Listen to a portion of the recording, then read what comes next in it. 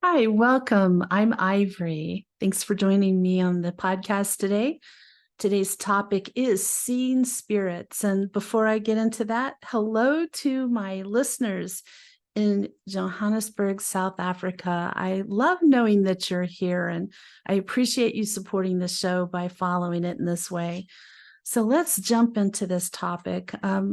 It seems to be for many people like myself that if you are born with the ability to see angels, then you tend to be born with the ability to see spirit as well. And it was all mixed up for me as a child. Like I wasn't sure what was what um, until I was old enough to start catechism through the Catholic Church and study about angels. And then I was like, oh, so I knew what the angels were. They were still appearing to me as winged beings all the time back then, but there were other beings that were coming through.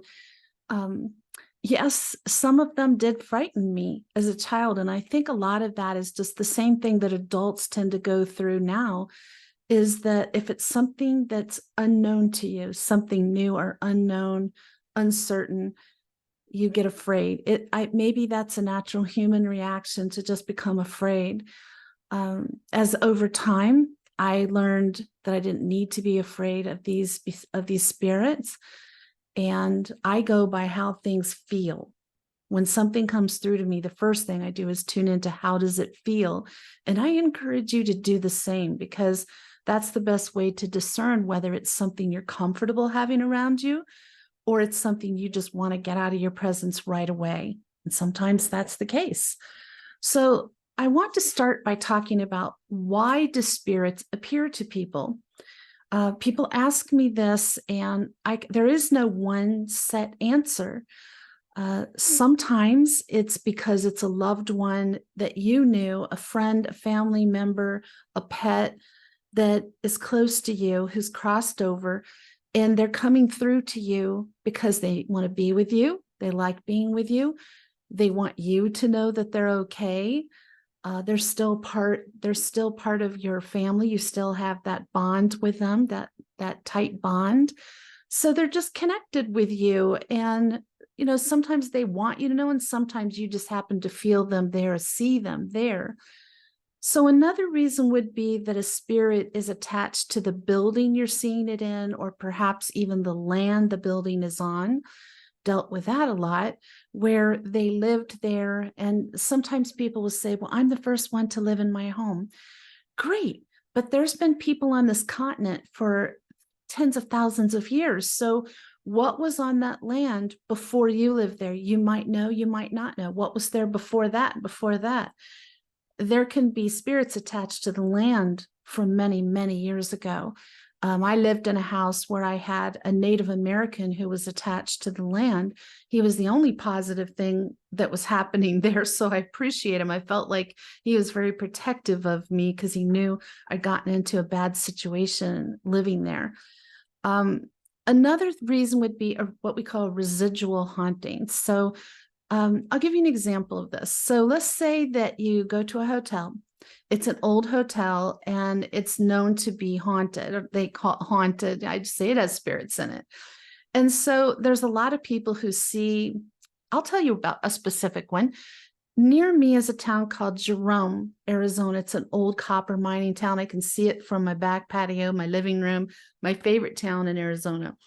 And there's a place up there that is haunted. It's an old hospital. Now it's a hotel.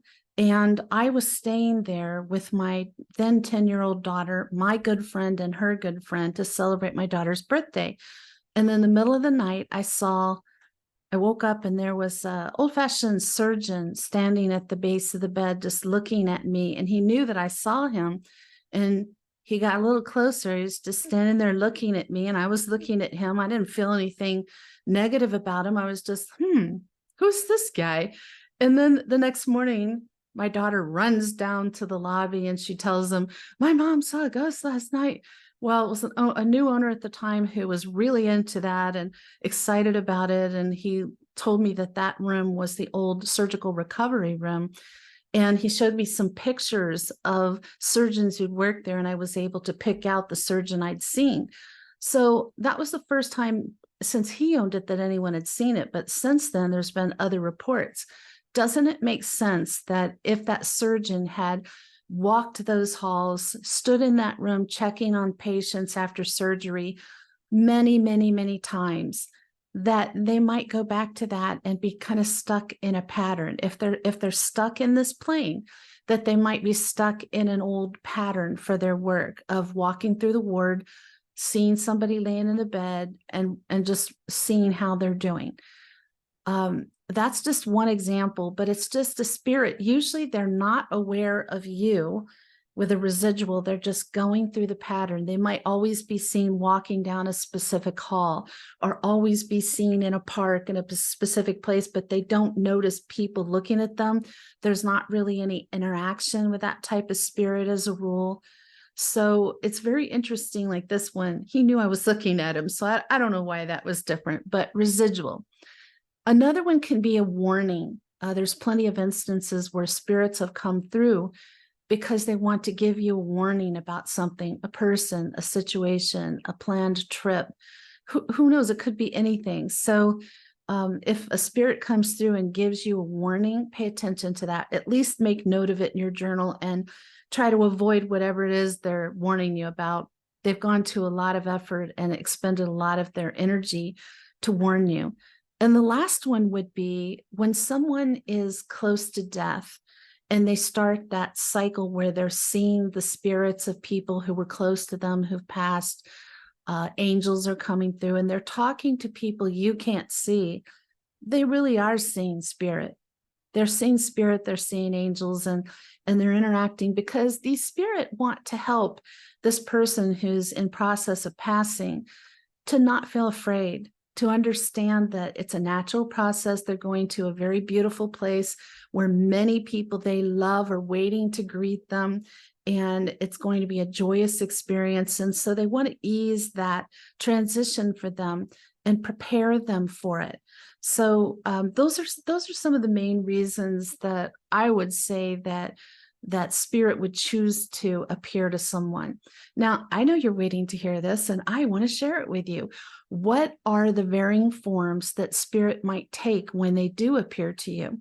So the first one, the most popular, people try to have this happen, is a full body apparition. They don't happen as often as we'd like, but I've had some doozies with that. So full body apparition is if you're looking just like I am right now, like you'd see me as a living person, you'd hear me, I would be there for all intents and purposes. So one time I was recovering from bronchitis, sinus stuff, and I was awake and I'd been reading in bed and I'm wide awake, and all of a sudden a strange man walked into the bedroom, and he had all blue jean outfit on, which I took note of, blue jean pants, blue jean jacket, blue jean baseball cap, and his hair was blonde and straight and kind of straw-like. He was very tall and thin, and he looked at me and said, "Double down," and then turned and walked into the corner and disappeared. And I went, okay, it's going to be one of those kind of days, is it? So that's a full body apparition. And you could see that there's a lot of people who want to see that. And I'm telling you, when you can see it, if you're into this sort of thing, it's very interesting. It's very intriguing, quite an amazing thing. The next would be seeing something they call ectoplasm, or sometimes it's called ectomist. And it's a mist, it's just a misty sort of nebulous form. It's really not usually taking a human form. It's just this misty form. So you could see that. It takes less effort. The one that takes the most effort for a spirit to produce is full body apparition. Now, I want to say too that there used to be this thing of like, oh, spirit has to take time before they have energy to be full body apparition. That's not always true. I have a couple people that I love who've crossed who immediately came through as full body apparitions. So I don't think the rules are that hard and fast. The next form, and it's a much more common one, is orbs. And I also put sparks of light in that category. So if you want, we can differentiate that. Maybe it'll help you. So spark of light is literally like the pen tip tip of, I'm throwing my pen around, the tip of a pen.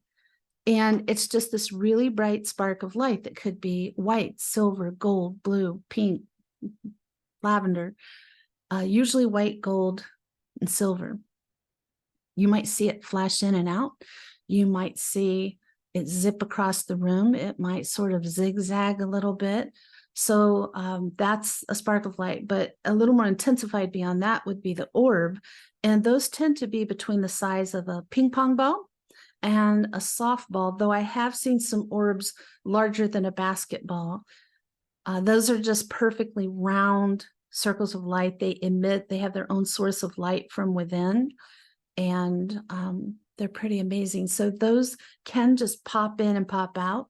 Those can also sail across the room like a little comet. They can zigzag.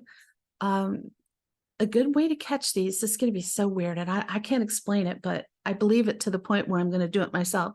So through some paranormal investigative experiments, we've discovered in my group that iPhones are not the greatest for picking up orbs and things of the sort on camera, but Android phones are. Everyone with an iPhone got nothing. Everyone with an Android got great activity on their phones. So just keep that in mind. So we were having a little, like a training. I was teaching people how to use a phone to record video of paranormal activity, such as seeing a spirit. And we did it at my office in Sedona in the lobby after hours, of course. And I was sitting on the sofa, and as the medium of the group, I said, I feel spirit around me. And then I felt them coming out from under the sofa, and I could feel that energy going past my ankles. So they started filming. And that's when everybody with an iPhone, including me, got nothing. Everybody with an Android, as soon as I said they're coming out from under the sofa, you can see this fan of about I feel angels and spirit coming in as I talk about it. It was like a fan of pastel colored balls of light that were the size of a baseball. And they came out and went out in a fanning direction through the room. And you could see them then sort of moving around gracefully. So, and sometimes like they couldn't see those with their eyes, but I could. So if you're not seeing it with your eyes, that's a good reason to try to get it on film so you can look at it later. You might feel it and not see it. The next thing would be funnels. And, I'd heard about these for a long time, and I actually got one. I got a picture of one by accident. I was filming a pilot for a show. I was just like backing this financially, and I was in the car with the GoPro camera. And we'd finished up the filming for the day out in the Superstition Mountains area, and I heard, take a picture. So I took a picture out the window to the right, and I didn't see anything. But later, when I looked at the pictures online, like uploaded them, there was a tall funnel that was not there. There's no way. That thing looked like it was 8 to 10 feet tall, 3 feet wide at least, very distinct funnel. It looks sort of, it looked like dust, but it wasn't. It was a very still day, and there were no dust devils there, and it had a misty quality to it. So I'm going to try to find that picture and upload it for you. I'll put it on the Patreon page. I don't really have anywhere to put it here, but you can take a look at that. So those are just misty funnels of energy that are appearing to you. I've actually later saw one of those in a cemetery as well. That was like a green. It was sort of like a between the ectoplasm, because it was like a bright green swirly funnel. And it was interesting. Like, well, there you go. Saw another one of those. Another one that I see more commonly, and clients are reporting to me too, is what I call a shimmer. And so the shimmer is where you're going to see the outline of a human body, and it'll be about the height of the spirit. It'll be about the width of the spirit, but it doesn't have a head. It has a vaguely head shape, and then you see a vaguely humanoid body, and it's shimmery.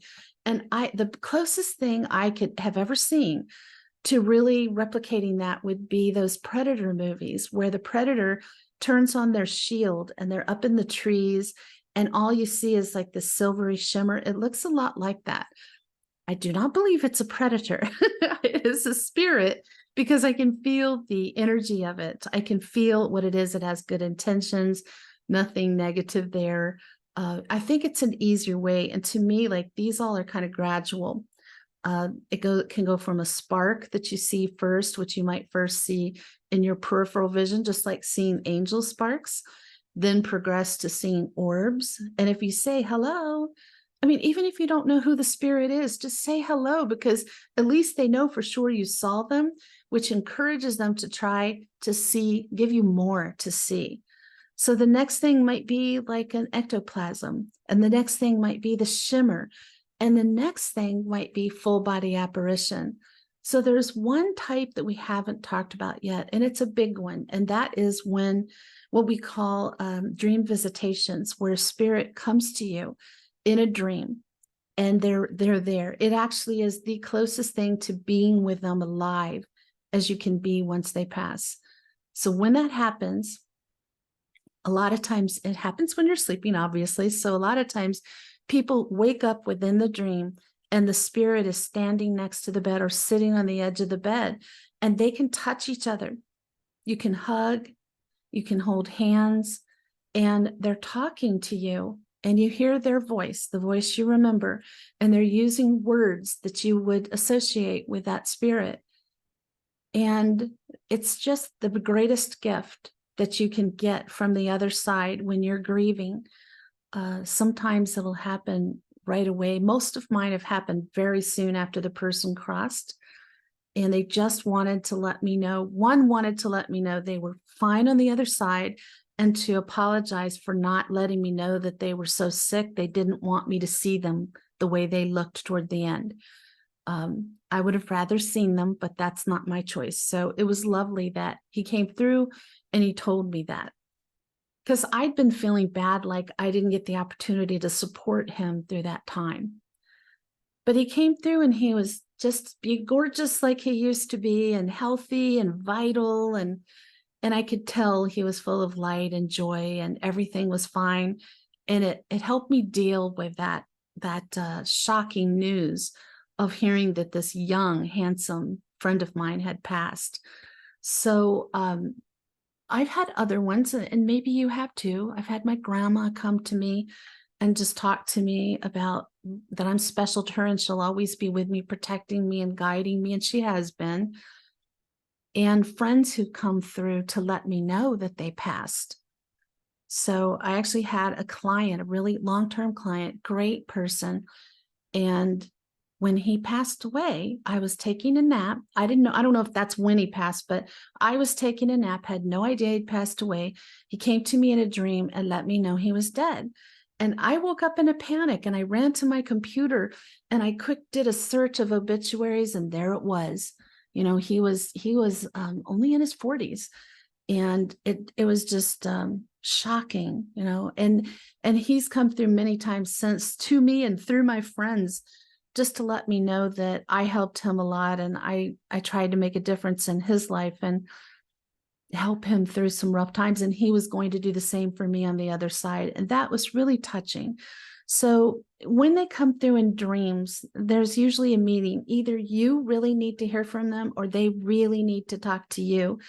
When words are left unsaid, when you didn't get that chance to say goodbye, when they know that you're worried about them, you don't know for sure if they're okay. Oh, are they all right? They're always all right.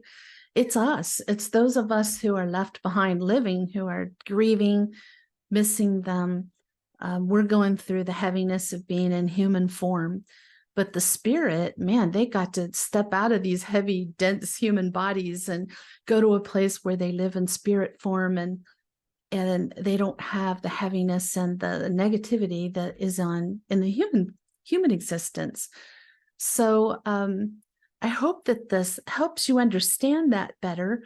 I imagine, knowing my audience, that there's a good number of you who have some interesting experiences with spirit, and no matter how you've seen them or who you think it was, I'd love it if you'd share it with us here. Leave a comment, share it. I always respond. I love hearing from you. And I don't have all the experiences there are to have. There's people out there who have had more experiences, better or different experiences. I don't know if I'd say better, but different experiences. And I like to hear from those, and I'm sure you do too. This is a community for all of us. And that's why I love it when you get involved and you make comments and you suggest topics and let me know how you feel about a show, because otherwise sometimes it feels like talking out into the void. I know that's not true, but it's lovely to hear from you. I will be continuing this topic over on my Patreon page, and I've made that page free for most of the posts now, so you can go in and enjoy some things for free. I really want you to benefit from it, and that is the Angel Room. Easy to remember, same name as this show, on Patreon, and you'll see that you can join for free. You won't have access to everything. I have to save some things for the paying subscribers. It's only right. But I wanted to give you more access. So I'll be continuing this conversation, and it'll be a little twist on it, something a little different, but still about seeing spirits. And make sure you tune in next Sunday. My topic is the seat of the soul. We're talking about the pineal gland, why it's called the seat of the soul, how it operates, and why it is so critical to your spirituality. So there's a lot of great information that's going to help you make sure your pineal gland is in the best health possible, so that you can make the best spiritual growth possible. And in the meantime, may your angels surround you. May your angels protect you every moment, every day of your life. Thanks for tuning in. Make sure you click that follow button. And if you listen on Apple, I'd love a review. It means a lot. It perks up my day. I'll see you next week.